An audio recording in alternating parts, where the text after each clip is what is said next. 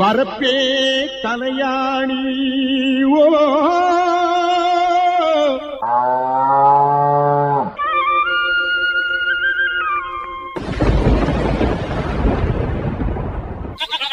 வாய்க்காலே பஞ்சுமெத்தே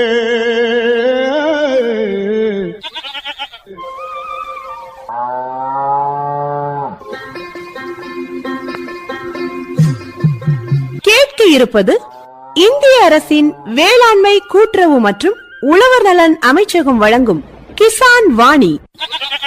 இது உழவர் பெருமக்களுக்கான வேளாண் வானொலி.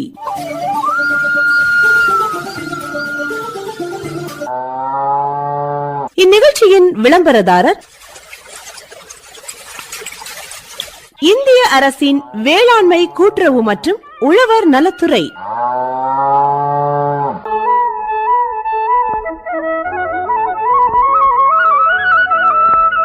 வேளாண் பெருமக்களுக்கு வணக்கம். இன்றைய உழவர் உலகம் நிகழ்ச்சியில் உழவருக்கு ஒரு சிந்தனை, இயற்கை முறையில் நெல் சாகுபடி, நாகர்கோவில் ராமவர்மபுரம் எஸ் பவுஸ்டின் அவர்களுடன் வேளாண் நேரலை, அமுத சுரபி, தேசிய கால்நடைகள் இயக்கம் உரையாடல் ஆகியன ஒலிபரப்பாகும்.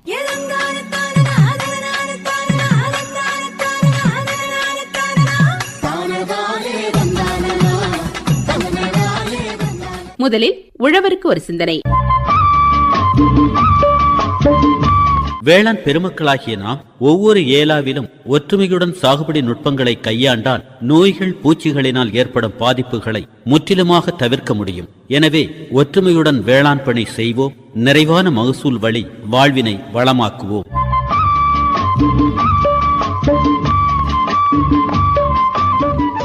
உழவருக்கு ஒரு சிந்தனை கேட்டீர்கள். வேளாண் பெருமக்களுக்கு வணக்கம். வேளாண் பெருமக்களை, இன்றைய வேளாண் நேரலை நிகழ்ச்சியில் இயற்கை முறையில் நெல் சாகுபடி குறித்து பல்வேறு தகவல்களை தெரிந்து கொள்ள இருக்கிறோம். ஆரம்ப நாட்களில் இயற்கை விவசாயம் சார்ந்த நுட்பங்களை மட்டுமே கடைபிடித்து வந்த நாம் வளர்ந்து வரும் மக்கள் தொகைக்கேற்ப உணவு உற்பத்தியை அதிகரிக்க வேண்டும் எனும் எண்ணத்தில் ரசாயன உரங்களை பயன்படுத்த ஆரம்பித்தோம். நாள்படையாக இயற்கையை முழுமையாக கைவிட்டு ரசாயன பக்கம் மட்டுமே ஈடுபாட்டை அதிகப்படுத்தியதால் மண்புழுக்கள், நண்டுகள், தவளைகள், வயல் பரப்பில் தீமை தரும் பூச்சிகளை லாபகமாக பிடித்து உண்ணும் பறவை இனங்களை காண முடியாத நிலைக்கு நாம் தள்ளப்பட்டோம். மனிதர்களாகிய நாமும் கூட பல்வேறு நோய்களுக்கு உட்பட்டு பரிதவிப்புக்கு உள்ளானோம். இப்படிப்பட்ட நிலையில்தான் மீண்டும் ஏன் நமது பாரம்பரிய இயற்கை விவசாயத்தில் ஆர்வம் காட்டக்கூடாது என பலரும் அதீத ஈடுபாட்டை இயற்கை விவசாய பக்கம் திருப்பினர். அந்த வகையில் இயற்கை விவசாயத்தில் நெல் சாகுபடியை செய்து வரும் நாகர்கோவில் ராமவர்மபுரம் எஸ் பவுஸ்டின் அவர்கள் தற்போது நமது நிலையத்தில் எனக்கு முன்னால் இயற்கை விவசாயம் குறித்து பல்வேறு தகவல்களை நேரலை வாயிலாக சொல்வதற்காக ஆர்வமுடன் காத்துக் கொண்டிருக்கிறார். இப்போது நாம் அவர்களிடம் பேசுவோம். ஐயா வணக்கம். வணக்கம். வேளாண் அனுபவம் அப்படிங்கும் போது உத்தேசமா எத்தனை ஆண்டு கால அனுபவம்? 30 ஆண்டுகளாக அந்த அனுபவம் இருக்கிறது. 30 ஆண்டுகள் அப்படிங்கும் போது தாத்தா அப்பா எல்லாருமே வேளாண் சார்ந்த பணிதானா? எல்லாருமே விவசாயிகள் தான். பாரம்பரிய விவசாய குடும்பம். பாரம்பரியம் அப்படிங்கிறது நீங்க எதை கோடிட்டு சொல்றீங்க? முன்னால அப்பா செய்துட்டு வந்தாங்க அந்த விவசாயத்தை, தொடர்ந்து பிள்ளைகள் செய்து வரும்போது அது பாரம்பரிய விவசாயம். இப்ப மாடுகள், ஆடுகள், கோழிகள் எல்லாம் கொட்டி கிடந்திருக்கும் போலுக்க மிக அதிகமாக ஒவ்வொரு வீட்டிலும் மாடுகள், ஆடுகள், கோழிகள் சர்வசாதாரணமாக வளர்த்து கொண்டிருந்தார்கள் அந்த காலத்திலே. உங்க குடும்பம் எப்படி இருந்தது? எங்க குடும்பத்திலையும் மாடுகள் இருந்தன, கோழிகள் இருந்தன. எல்லா ஜீவராசிகளும் வைத்து வளர்த்து கொண்டுதான் இருந்தோம். அப்பா உங்களுக்கு சொல்லி தந்த பாடம் அப்படிங்கிற அடிப்படையில் இன்னைக்கு நான் இயற்கை விவசாயத்தில் அப்படியே ஒரு தாற்பயமா ஈடுபாடு காட்டுறேன் அப்படின்னா அப்பாவினுடைய ஆலோசனை அப்படின்னு என்ன சொல்லி கொடுத்தாங்க? அப்பா எப்போதும் அந்த பொடி உழவு என்பது வயல் காய வேண்டும் என்பதிலே குறியா இருப்பார்கள். அது மட்டுமல்லாமல் அவர்கள் எரு இடுதலை முக்கியமாக கடைபிடித்து வந்தார்கள். அத்தோடு குளத்தில் இருந்து வண்டல் மண் எடுத்து போட வேண்டும் என்பதிலும் உறுதியாக இருந்தார் அந்த நாட்களில். அந்த வண்டல் மண்ணின் உபயோகம் என்ன? அதுல எல்லா சத்தும் அடங்கி இருக்கின்றன. ஏன்னு சொன்னால் நுண்ணுயிரோடைய பல உயிர்களை இறந்து அதுல மக்கி போய், செடிகளும் மக்கி போய், அதோடு மண்ணும் ஒரு மிருதுவான தன்மை அடைகிறதுனால வேர்கள் ஈஸியா போகும். அதனால அதை முதல்ல போட்டு உழவு அடிக்கும் போது அது பயிருக்கு ஊட்டச்சத்தாக அமைந்து விடுகிறதுனால நமக்கு நல்ல ஒரு வருமானம் கிடைக்கும் என்ற நம்பிக்கை அதை நாங்கள் நேரடியாகவே பார்த்திருக்கிறோம். இப்போ உங்க பேச்சில இருந்து இந்த இடத்துல கூட குளத்துல மண் எடுக்கக்கூடியவங்களுக்கு ஒரு ஆலோசனை சொன்ன மாதிரிலாம் இருக்கு. மண் எடுத்தல் அப்படிங்கிறது மேல உள்ள அந்த பொறுக்க தான் எடுக்கணுங்கிறீங்களா? கண்டிப்பாக அது மட்டும்தான் எடுக்க வேண்டும். தற்போது நடைமுறைப்படுத்தப்படுகின்ற திட்டத்தை கைவிட்டு விட்டு மீண்டும் இந்த முறைக்கு வந்தால் நல்லது என்று நான் நினைக்கிறேன். அதாவது ஒரு காலத்துல இயற்கை விவசாயம் பண்ணணும், அப்புறம் நம்மளுடைய மக்கள் தொகை பெருக்கம் அப்படிங்கிற ஒரு நிலை வந்ததுனால எல்லாருக்கும் உணவு கொடுக்கணும் அப்படிங்கிறதுக்காக பசுமை புரட்சி அப்படிங்கிற அடிப்படையிலையும் கூட ரசாயன உரத்தை பயன்படுத்தக்கூடிய தன்மைக்கு உற்பத்தியை அதிகப்படுத்தின நிலை இருந்தது. ஆனால் உங்கள்கிட்ட சாதாரண நிகழ்ச்சி ஆரம்பிக்க முன்ன பேசும்போது நான் இயற்கை விவசாயம் அப்படிங்கிற ஆயுதத்தை தான் கையில் எடுத்திருக்கிறேன், எனக்கு எந்த குறையும் இல்லை அப்படிங்கிறீங்களே. இயற்கை விவசாயத்தில் அப்படி ஒரு பிடிப்புக்கு என்ன காரணம்? இதை நீங்கள் தொடர்ந்து செய்து வந்தால் அதனுடைய செலவு குறைவு. ஆரம்பத்தில் கொஞ்சம் சிரமமா? ஆரம்பத்தில் சிரமம் என்று அதை சொல்ல முடியாது. வயல்கள் தன்னுடைய குணநலன்களை அதை இழந்திருக்கும். அது அந்த நிலங்கள் வளமையாக இருக்காது. அதை வளமைப்படுத்துவதற்கு ஒரு 3 போகம் பிடிக்கும். படிப்படியாக தான் அதை நாம் மெருகேற்ற வேண்டும். பொறுத்தார் பூமி ஆழ்வார்ங்கிறீங்க. பொறுத்தால் நிச்சயமாக நாம் வெற்றி அடையலாம். சரி, நெல் விவசாயத்தில் இது சாத்தியமா வெற்றி பெறுதல் அப்படிங்கிறது இயற்கை ரீதியா? எந்த விவசாயத்திலும் இயற்கை ரீதியாக நாம் செய்கின்ற பொழுது நாளடைவில் அது மிக லாபமாக வந்து சேரும். எப்படி என்றால் செலவு குறையும், உற்பத்தி பெருகும். மாறாக நீங்க ரசாயன விவசாயத்தை நீங்க செய்கின்ற பொழுது முதலின் உற்பத்தி அதிகமாக இருக்கும், படிப்படியாக அது நாளடைவில் அது மிகவும் குறைத்துவிடும். அதை மீட்டு அந்த நிலம் அதனுடைய பண்பாடுகளை எல்லாம் இழந்துவிடும். அப்ப திரும்ப மீட்டெடுக்கணும் அப்படிங்கும் போது காலம் கொஞ்சம் பிடிக்குங்கிறீங்க. காலம் அதுதான் 3 போகம் என்று சொல்லுகிறேன். பரம்பரையாக இயற்கை விவசாயத்தில் இல்லாத நிலங்கள் அது கெட்டு போயிருக்கிற ஒரு காரணத்தால் மீட்டெடுக்க வேண்டிய ஒரு கட்டாய நிலைக்கு நாம் தள்ளப்படுகிறோம். அதனால தானே இந்த ஒரு 3 போகம் என்பது ஏறக்குறைய ஒரு 1.5 வருஷம் நம்ம கண்டிப்பாக காத்திருக்க வேண்டிய அவசியம் இருக்கிறது. சரி, இப்ப நெல் விவசாயத்தை பொறுத்த அளவில் சாதா நம்ம அடியுரம் அப்படிங்கிற அடிப்படையில் நீங்க கூட ஆரம்பத்தில் பேசும்போது அப்பா சொல்லி தந்த ஆலோசனை எரு இடுதல் அப்படிங்கிறது ரொம்ப முக்கியம். நீங்க அதுக்கு சாண உரத்தை பயன்படுத்தினாலும் கூட மேலுரம் அப்படிங்கிற தன்மையில பயிர் வளர்ச்சிக்கு இடையிடையே கொடுக்க வேண்டிய தன்மை வருமா? என்ன நுட்பத்தை இயற்கை ரீதியா கையாளுறீங்க? அதுக்காக வழிவகைகள் அப்படின்னா என்ன செய்றீங்க? முதல்ல நாம சொன்னது பிரகாரம் அந்த எருக்கள் எல்லாம் போட்டது பிறகு நீங்க சொல்றீங்க அதுல ஒரு சின்ன தொய்வு ஏற்படும். அப்ப அதை அதை வேகப்படுத்துவதற்காக வளர்ச்சி ஊக்கிகளை நம்ம பயன்படுத்துகிறோம். குறிப்பாக பஞ்சகாவியா. ஓஹோ. அது மட்டும் இல்லாமல் மீன் அமிலமும் பயன்படுத்துறோம். இந்த 2 நான் கடைபிடிக்கிறேன். பஞ்சகவ்யா அப்படிங்கிறீங்க, சொல்லுங்க பாப்போம், என்னென்ன பொருட்கள் சேர்ந்தது பஞ்சகவ்யா? பஞ்சகாவியம் என்பது 5 பொருட்கள். அதுவும் நாட்டு பசுவிலிருந்து இருந்தால் அது நல்லது. சரி, நம்ம மற்ற புதுசா கொண்டு வந்து ஜெர்சி மாடுகளில் உள்ளது இருந்தாலும் பரவாயில்லை, அது பிரச்சனை இல்லை. சரி, ஆனால் வீரியம் நுண்ணுயிர் சக்திகள் குறைவாக இருக்கும். நாட்டு மாட்டோடைய சாணி ஒரு 5 கிலோ எடுத்துக்கொள்ள வேண்டும். சரி, அதன் பிறகு ஒரு 3 லிட்டர் கோமி எடுத்துக்கொள்ள வேண்டும். சேகரம் செய்யணும். ஆமா. பால் ஒரு 2 லிட்டர் நன்றாக காய்ச்சி ஆற வைக்க வேண்டும். வித்தியாசமா சொல்றீங்களா? இதுவரைக்கும் யாருமே சொல்லாத ஒரு நுட்பத்தை. பால் எடுக்கணும்னு சொல்லுவாங்க, ஆனா காய்ச்சி ஆற வச்சு எடுக்கணும். அது ஒரு முக்கியமான ஒரு காரியம். அப்புறம் 2 லிட்டர் தயிர் எடுத்துக்கொள்ள வேண்டும். சரி, இதற்கு மேலாக 1/2 லிட்டர் நெய் எடுத்துக்கொள்ள வேண்டும். சரி, இவைகளை எல்லாம் ஒரு 20 லிட்டருக்கான ஒரு காரியம்.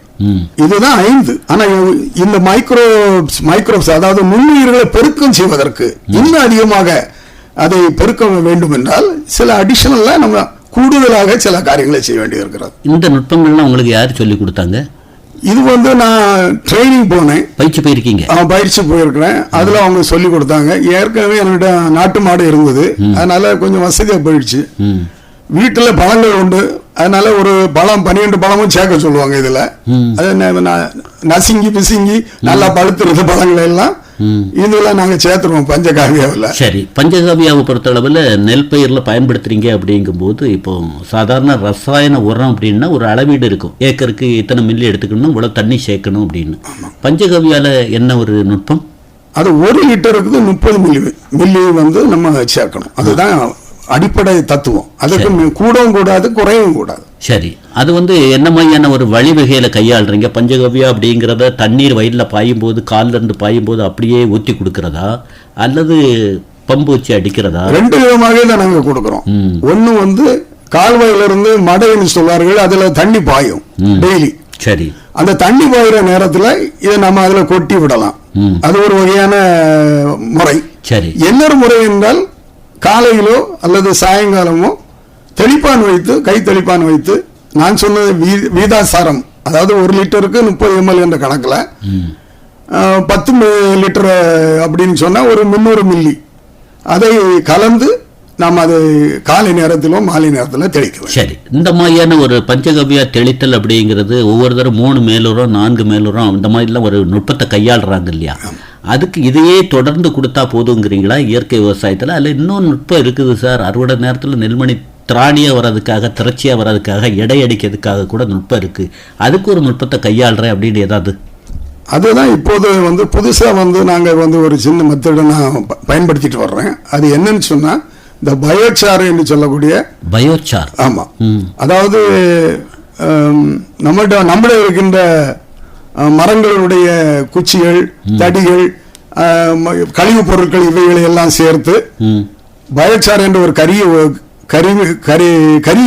அது நான் உற்பத்தி பண்றேன். ஓ, எரித்தல் தன்மையில் எரித்து, அதுவும் வந்து கார்பன் டை ஆக்சைடு, அதாவது ஆக்சிஜன் எடுக்காதபடி கார்பன் டை ஆக்சைடை பயன்படுத்தி மட்டும் அதுக்கு ஒரு மெத்தடாலஜி இருக்கு. சரி, புளி எடுத்து அதுல போட்டு அதை எரிச்சு அடுத்த நாள் அதை வந்து பவுடர் ஆக்கி அதை அதுல வந்து ஒரு சாக்கு எடுத்துக்கொண்டு நம்ம வயல்ல போட்டுடலாம். ஓ, போட்டுட்டோம்னு சொன்னா அந்த கதிர் வந்து இப்ப பாத்தீங்கன்னா நல்ல முத்தி அழகா உருண்டையா நல்ல ஒரு. நான் என்ன கேட்கறேன்னா, இந்த மாதிரியான ஒரு நுட்பம் வந்து ஏதாவது ஒரு பகுதியில் செய்கை பிரகாரம் செய்து வெற்றி அடைந்து அவங்க இந்த மாதிரி இடம் அடிக்குது நெல்மணி அப்படின்னு ஏதாவது செவி வழி செய்தாவது உங்களுக்கு தெரிஞ்சிருக்கணுமே, அப்பதானே கையாள முடியும். அப்படி என்ன தெரிஞ்சுக்கிட்டீங்க? அதான் பிரேசில் நாட்டுல அமேசான் நதி பக்கத்துல அந்த காலத்து அமேசான் மக்கள் வந்து பாரம்பரியமாக பயன்படுத்திய ஒரு இயற்கை மேம்பாட்டு திட்டம் தான் இந்த பயோசார் மெத்தட். சரி, இந்த பயோசார் முறையை கையாண்டதுக்கு பிறகு நெல்மணியில நீங்க கண்ட மாற்றம் என்ன? நல்ல ரவுண்ட் சைஸா இருக்குது, நிறைய கதிர்கள் வந்திருக்குது, கொத்தா வருது. ஆமா, கதிர்களுடைய எண்ணிக்கையை நீங்க கவுண்ட் பண்ணா அதுவும் கூட வருது. ஆக மொத்தத்தில் அதனுடைய ப்ரொடக்டிவிட்டியை இன்க்ரீஸ் பண்ணுது, உற்பத்தி திறனை அதிகப்படுத்தும். கண்டிப்பா அது உற்பத்தி திறனை. சரி, ரகங்கள் அப்படிங்கிற அடிப்படையில் நெல் விவசாயத்திலையும் கூட இப்போ உள்ள பயன்படுத்தக்கூடிய ரகங்களா அல்லது பாரம்பரியமான ரகங்கள் அப்படிங்கிற மாதிரி தான் நான் ஈடுபாடு காட்டுறேங்கிறீங்களா? ஆமா, குமரி மாவட்டத்தில் 2 போகம் உண்டு. முதல் போகம் வந்து சம்பா போகம், 2வது போகம் வந்து வால் சிறுமுண்டான், போகம் தொழிற்போகம். ஆமா, இது வந்து பாரம்பரியமா நம்ம கற்றுக்கொண்ட பாடம். சரி, போகத்துல சம்பா போடுவாங்க, அது வந்து ஜூன் மாசத்துல அது பயிர் ஆகும். அது வந்து பெரும்பாலும் பொடி உழவுன்னு சொல்லுவாங்க, கோடை உழவு. ஆமா, அந்த கோடை உழவு மெத்தட்ல நாம விதைச்சு. கோடை உழவின் முக்கியத்துவம் என்ன? அது வந்து அந்த மண்ணை பொடி ஆக்கிறோம், பொடி ஆக்கிறோம். ஆமா, நல்ல பொடி ஆக்கிறோம். அதனால ஏறு வந்து அந்த காற்று வந்து உள்ளால பூமிக்குள்ளால தாராளமா போகும். சரி, 2வது இது மழை வந்த பிறகு நுண்ணுயிர்கள் மிக வேகமாக மண்புழு உட்பட உற்பத்தி செய்ய அதிகமாவதற்கு ஒரு வசதியாக இருக்கும். நீங்க பாக்குறீங்க உங்க தோட்டத்துல?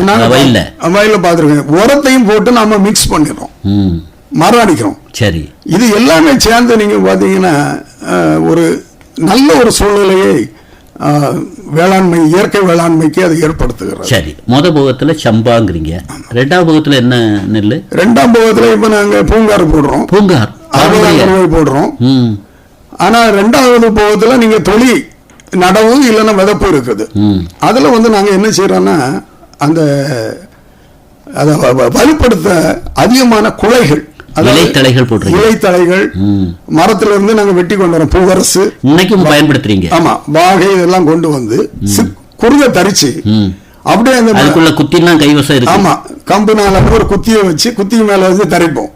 தரிச்சு அப்படியே ஸ்ப்ரெட் பண்ணி போட்டாங்கன்னா தற்போதைக்கு டிராக்டர் வச்சு தான் உழுவுறோம், அதுல அமுங்கி போயிடும் எல்லாம் சரி, தொழிலான. டிராக்டர் வச்சு பயன்படுத்தணுங்கிறீங்க. இயந்திரமயமாதல் இயற்கை விவசாயத்துக்கு ஒரு உத்வேகத்தை கொடுக்குதா எப்படி? என்னை பொறுத்தவரையில் அது சிறப்பானதாக அமையவில்லை. ஏனென்றால் நம்ம வந்து அதாவது எந்திரமயமாதல்ல போகும்போது மாடுகள் வந்து நம்ம வளர்க்காம போயிடணும். ஏன்னா அந்த காலத்துல ஒவ்வொரு வீட்டிலயும் 2 உழவு மாடு உண்டு, ஒரு பசு மாடு. சரி, அந்த 3 மாடுகளுமே ஏறக்குறைய எரு வந்து அதிகமா நமக்கு தருது. சரி. ஆனா அதே நேரத்துல இப்ப பாத்தீங்கன்னா டிராக்டர் வாங்குறாங்க, மாட்டை வித்துறாங்க, மாடு வளர்க்க மாட்டேங்கிறாங்க. அதனால ஒரு பின்னடைவு ஏற்படுகிறது என்பதை நான்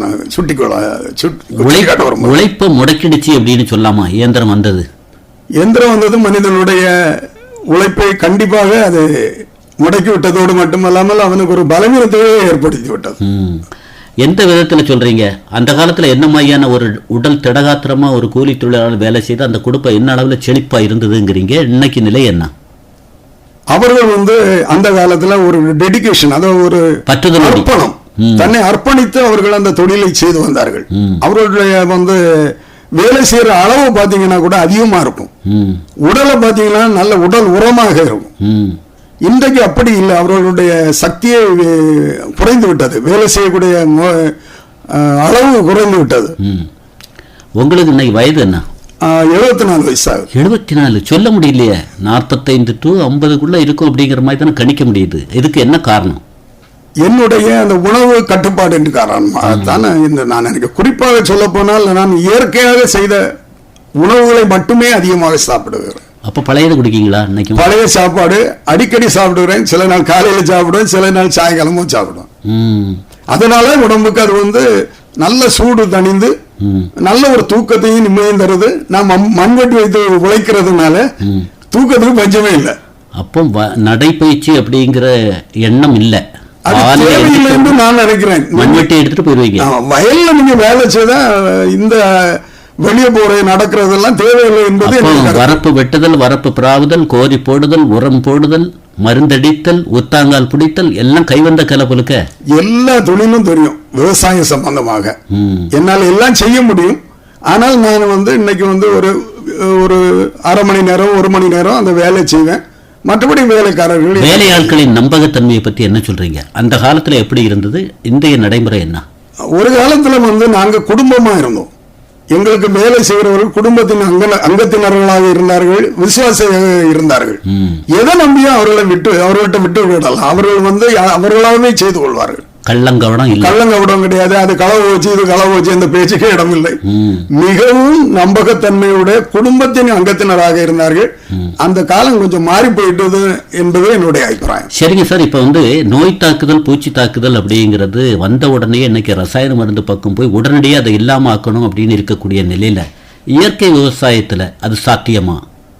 இயற்கை விவசாயத்துல நிறைய இருக்குது பூச்சி விரட்டிகள்.